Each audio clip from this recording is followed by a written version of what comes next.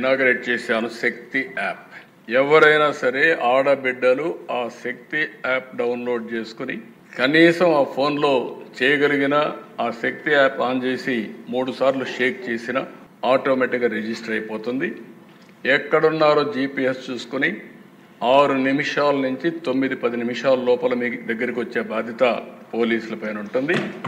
ఒకసారి కంప్లైంట్ చేసిన తర్వాత ఆ అమ్మాయికి ఏమైనా జరిగినా మా పోలీసులు రెస్పాండ్ కాకపోయినా బాధ్యత తీసుకునే అవకాశం పోలీసుల పైన ఉంటుంది.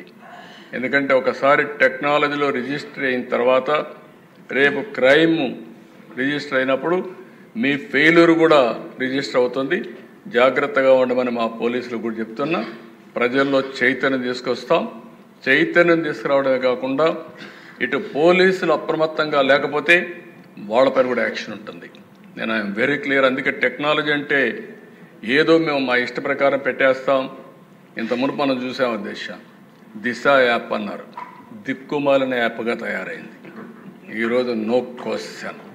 ఏదైతే నేను చెప్పానో ఇది 100% ఏదైతే శక్తి యాప్. ఒక్కసారి మీరు టెస్ట్ చేసి చూడండి.